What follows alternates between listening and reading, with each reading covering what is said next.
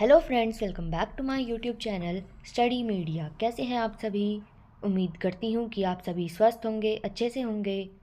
तो आज इस वीडियो में हम करने वाले हैं 5वीं कक्षा की पाठ्य पुस्तक झिलमिल की पाठ 5, जिसका नाम है नदी यहाँ पर। तो चलिए पाठ 8 शुरू करते हैं। नदी यहाँ पर मुड़ती है, फिर चली चलती ही जाती है, चलते चलते सागर को आखिर में वह पाती है। मिलती लंबी राह उसे, देता है सबको पानी, सींच सींच कर खेतों को फसल बनती है धानी। चलती किसी जगह सीधी, टेढ़ी होती कहीं कहीं, लहर उठाती जाती है लेकिन थकती कहीं नहीं। कहीं करारों में छिपती, मैदानों में आती है, खेल खेलती लुका छुपी बिल्कुल ही खो जाती है। बहुत तेज थी पर्वत पर, लेकिन नीचे जब आई, धीमी धीमी चाल हुई जैसे थककर सुस्ताई। पानी बिखराती जाती, हरियाली फैलाती है, चाहे जितना पानी लो मन में बुरा ना लाती है। किसे पता है आई कब, मगर चले रहेगी चलती ही। एक दिए सी जगर मगर सदा रहेगी जलती ही। सागर में मिल जाने पर फिर बन जाती है सागर, तब तक चलती रहती है रात दिन धरती पर। अब हम करते हैं कविता का सार। डॉक्टर श्री प्रसाद के द्वारा लिखी गई कविता नदी यहाँ पर में नदी का सरल और सुंदर वर्णन किया गया है। नदी की धारा लगातार आगे बढ़ती ही जाती है। वह आगे बढ़ते बढ़ते आखिर में समुंदर को प्राप्त कर लेती है।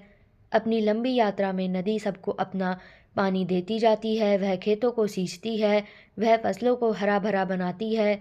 कहीं वह सीधी चलती है तो कहीं टेढ़ी हो जाती है। वह कभी कभी भी बहते बहते थकती नहीं है। कहीं वह किनारों के पीछे छिप जाती है तो कभी लुका छुपी करती है। जब पर्वत से वह नीचे आ रही थी तो उसकी धारा बहुत तेज थी, लेकिन मैदानों में आकर उसकी चाल धीमी हो गई। वह सब तरफ अपना पानी बरसाती जाती है और हरियाली फैलाती जाती है। वह दिए की जगमग की तरह जलती सी रहती है और फिर सागर में मिल जाती है। वह सागर में मिलकर सागर ही बन जाती है। अब हम करते हैं पद्यांशों का सा प्रसंग सरलार्थ। तो पहली पंक्ति में प्रसंग है। ये पंक्तियाँ नदी यहाँ पर नामक कविता से ली गई हैं। इसके कवि डॉक्टर श्री प्रसाद ने लिखा है। कवि ने नदी की धारा के लगातार आगे बढ़ते जाने के बारे में लिखा है। इसका सरलार्थ है। कवि कहता है कि नदी पहले तो यहाँ मुड़ती है और फिर वह आगे लगातार चलती जाती है। चलते चलते आखिर में वह सागर को प्राप्त कर लेती है। आगे बढ़ने के लिए उसे बहुत लंबा रास्ता मिला। वह सारे लंबे रास्ते को पानी देती है। वह खेतों को अपनी पानी से सींच सींच कर फसलों को हरा भरा कर देती है। दूसरी पंक्ति का प्रसंग है। ये पंक्तियाँ नदी यहाँ पर नामक कविता से ली गई हैं। इस कविता को डॉक्टर श्री प्रसाद ने लिखा है। कवि ने नदी की धारा के लगातार अपने रास्ते पर आगे बढ़ने का वर्णन किया है। इसका सरलार्थ है। आगे बढ़ती हुई नदी किसी जगह पर सीधी चलती है तो कहीं कहीं वह टेढ़ी हो जाती है। जब वह आगे बढ़ती है तो वह लहरों को ऊंचा उठाती जाती है। वह कहीं भी थकती नहीं है। वह कहीं ऊंची ऊंची जगहों में छुप जाती है, मैदानों में आ जाती है। वह लुका छुपी का खेल खेलती हुई कहीं कहीं तो बिल्कुल ही खो जाती है, अर्थात कहीं कहीं ऊंचे नीचे स्थानों के पीछे वह छिप जाने के कारण बिल्कुल भी दिखाई नहीं देती है। तीसरी पंक्ति, इसका प्रसंग। ये पंक्तियाँ हमारी पाठ्य पुस्तक झिलमिल भाग 5 में दी गई कविता या नदी यहाँ पर से ली गई हैं। इस कविता को डॉक्टर श्री प्रसाद ने लिखा है। कवि ने पर्वत से समुंदर की तरफ बहती हुई नदी के बारे में लिखा है। इसका सरलार्थ है। कवि कहता है कि नदी जब पर्वत पर थी तब वह बहुत तेज थी। जब वह ऊपर से नीचे मैदानों की तरफ आई है तब उसे उसकी चाल धीमी हो गई है। ऐसा लगता है जैसे वह थक कर सुस्ताने लगी हो। वह अपना पानी बिखेरती हुई जाती है, सब तरफ हरियाली बिखेरती जा रही है। नदी के चाहे कितना भी पानी ले लो, वह अपने मन में इस बात का बिल्कुल भी बुरा नहीं मानती है। भाव है कि मैदानों में नदी का पानी फसलों को जीवन दे देता है। चौथी पंक्ति, इसका प्रसंग है। ये पंक्तियाँ हमारी पाठ्य पुस्तक झिलमिल भाग 5 में दी गई कविता नदी यहाँ पर से ली गई है। इस कविता को डॉक्टर श्री प्रसाद ने लिखा है। कवि ने नदी के जल की पर्वतों से समुद्र तक की यात्रा को प्रस्तुत किया है। इसका सरलार्थ है, कवि कहता है कि किसको पता है कि नदी पर्वतों से कब आई, मगर इतना पक्का है कि लगातार चलती रहेगी। इसकी दिए जाने जैसी जगमग उसके जल में सदा होती रहेगी, वह सदा जलती ही रहेगी। नदी बहती बहती सागर में मिल जाएगी, सागर में मिलकर वह फिर सागर बन जाएगी। ऐसा जब तक चलता रहेगा, जब तक धरती पर रात और दिन बनते रहेंगे। भाव है कि सागर से बादल बनते हैं और वे ही बरस कर नदियों में बदल जाते हैं। नदियाँ फिर बहती हुई सागर में मिल जाती हैं। यह चक्कर तो सदा चलता ही रहेगा। अब करते हैं अभ्यास। जगर मगर यानी जगमग, सागर यानी समुंदर, सींच कर यानी सिंचाई करके, सुस्ताई यानी आराम किया।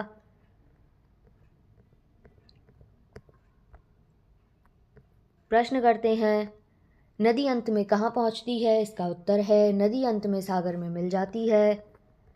प्रश्न 2, फसलों के लिए नदी का क्या महत्व है? इसका उत्तर है नदी के जल से फसलों की सिंचाई होती है, जिससे फसलें बड़ी हो जाती हैं और हमें अन्न मिलता है।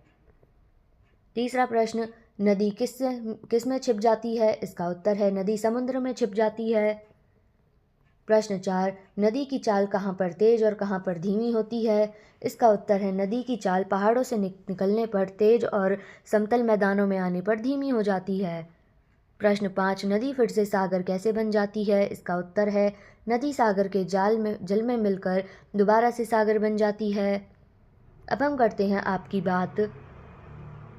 आपने कभी नदी या नहर अथवा पानी में देखा होगा, उसका वर्णन करें। इसका उत्तर है मैंने गंगा नदी देखी है। वह पर्वतों से नीचे मैदानों की ओर बहुत तेज गति से बहती है। उसकी कल कल आवाज़ दूर से ही सुनाई दे जाती है। नदी में जल बहने की गति बहुत तेज है। जल बहुत साफ है। उस जल में जो वस्तु गिर जाती है वह जल की तेज गति से बह जाती है। कई बड़ी बड़ी चट्टानों भी उसमें दिखाई देती हैं। नदी का तेज बहाव उन्हें पर्वत से बहकर साथ ले आया होगा। नदियाँ मनुष्य के लिए किस प्रकार से उपयोगी हैं? आपस में चर्चा करें। इसका उत्तर है नदियाँ मनुष्य के लिए बहुत उपयोगी हैं। वे बिजली उत्पन्न करने में सहायक होती हैं। उनके जल से फसलों को प्राप्त किया जाता है। वे नौकाओं के द्वारा व्यापार में सहयोग करती हैं। उनसे रेत पत्थर आदि प्राप्त किए जाते हैं जो भवन निर्माण में काम आते हैं।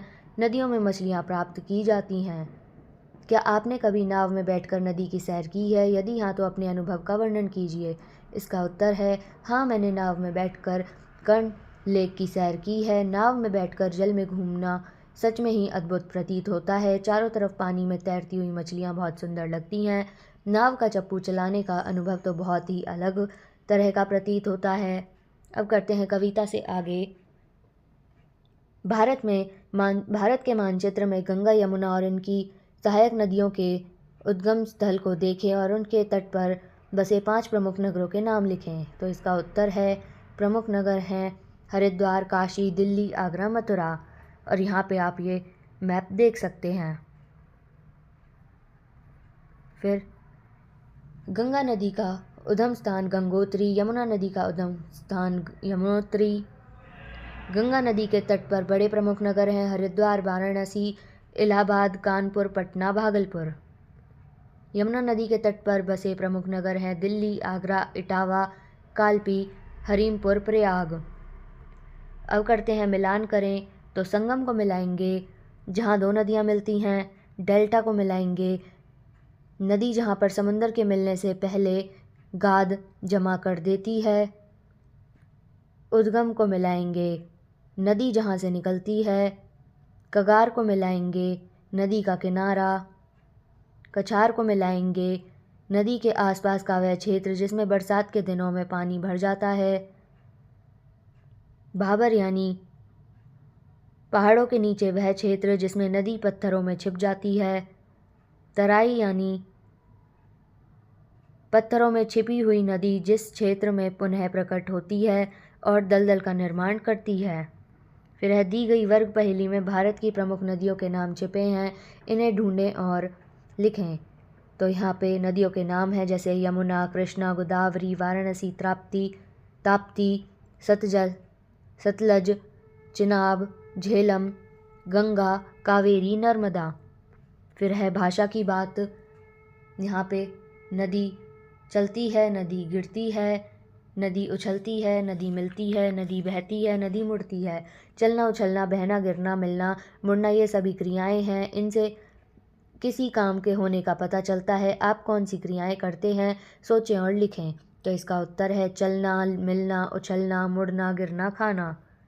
फिर है कुछ ऐसे शब्द हैं जो पूरे वाक्य का अर्थ देते हैं, जैसे अमर, जो कभी न मरता हो। ऐसे ही कुछ वाक्य या वाक्यांश नीचे दिए गए हैं, आप उनके लिए एक एक शब्द लिखिए। जैसे जो दिखाई न दे, अदृश्य, दिखने और छिपने का खेल, लुकन छुपाई, जिसे जीता ना जा सके, अजय, जिसे मिटाया ना जा सके, अमिट, जहाँ धरती और आकाश मिलते हुए प्रतीत होते हैं, क्षितिज, जिसकी उम्र लंबी हो, दीर्घायु, जो सब कुछ जानता हो, सर्वज्ञ। फिर है कुछ शब्द एक दूसरे का विपरीत अर्थ देते हैं, जैसे आगे का पीछे, ऊपर का नीचे, इन्हें विलोम शब्द कहते हैं। नीचे लिखे शब्दों के विलोम शब्द लिखें, जैसे छिपना, प्रकट, चलना, रुकना, टेढ़ा, सीधा, मोटा, पतला, दिन, रात, सुंदर, असुंदर, आगे, पीछे, कल, आज। अब हम करते हैं इसके बहुविकल्पीय प्रश्नोत्तर। प्रश्न 1, नदी यहाँ पर कविता के कवि कौन हैं? इसका उत्तर है option B, doctor Shri Prasad. नदियाँ कहाँ से निकलती हैं? इसका उत्तर है ऑप्शन सी, पहाड़ों से। चलते चलते आखिर में नदी किससे मिल जाती हैं? इसका उत्तर है ऑप्शन बी, सागर से। पर्वत पर नदी की चाल कैसी हो जाती है? इसका उत्तर है ऑप्शन ए, तेज। नदी फसलों को हरा भरा कैसे बनाती है? इसका उत्तर है ऑप्शन सी, सींच सींच कर। नदी कब धीमी और सुस्ताई हुई हो जाती है? इसका उत्तर है ऑप्शन डी, नीचे मैदान में आकर। नदी किसकी तरह जगर मगर करती रहेगी? इसका उत्तर है ऑप्शन सी, दिए की तरह। नीचे नदी सागर में मिलकर क्या रूप ले लेती है? इसका उत्तर है ऑप्शन बी, सागर। नदी किस बात का बुरा नहीं मानती? इसका उत्तर है ऑप्शन डी, कितना भी पानी ले लो। नदी चलती है वाक्य में रेखांकित पद है। इसका उत्तर है ऑप्शन डी, क्रिया। रिक्त स्थान भरो। किसे पता है आई कब मगर रहेगी? चलती ही, एक दिए सी जगर मगर। इसका उत्तर है ऑप्शन सी, सदा रहेगी जलती ही। अगला प्रश्न, नदी जहाँ से निकलती है वह स्थान कहलाता है। इसका उत्तर है ऑप्शन ए, उद्गम। राम और अगर मोटा है तो रमेश पतला, राम अगर आगे है तो रमेश पीछे, राम अगर सीधा है तो रमेश। इसका उत्तर है ऑप्शन बी, टेढ़ा। अगला प्रश्न, जिस प्रकार निशा, रजनी, रात्रि रात के पर्यायवाची हैं, उसी प्रकार नदी के पर्यायवाची हैं। इसका उत्तर है ऑप्शन डी, उपरोक्त सभी, यानी सरिता, वाहिनी, तरंगिनी। हरियाणा का एक पड़ोसी राज्य का नाम 5 नदियों से जुड़ा है, वह है। इसका उत्तर है ऑप्शन सी, पंजाब। भगवान शिव की जटाओं से कौन सी नदी निकलती है? इसका उत्तर है ऑप्शन ए, गंगा। अगला प्रश्न, नदियों में कारखानों के अपशिष्ट पदार्थ डालने, कपड़े धोने, मल डालने से कौन सा प्रदूषण होता है? इसका उत्तर है ऑप्शन बी, जल प्रदूषण। अगला प्रश्न, भारत की सबसे बड़ी नदी है गंगा, तो विश्व की सबसे लंबी नदी है? इसका उत्तर है ऑप्शन सी, नील नदी।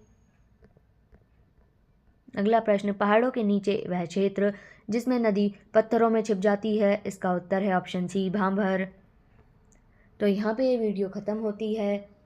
अगली वीडियो में मैं आपको पार्ट 6 जासूस जमील करवाऊँगी। तो ये वीडियो आपको कैसी लगी मुझे कमेंट करके ज़रूर बताएं। वीडियो को लाइक करें, शेयर करें और चैनल को सब्सक्राइब करना ना भूलें। Thank you.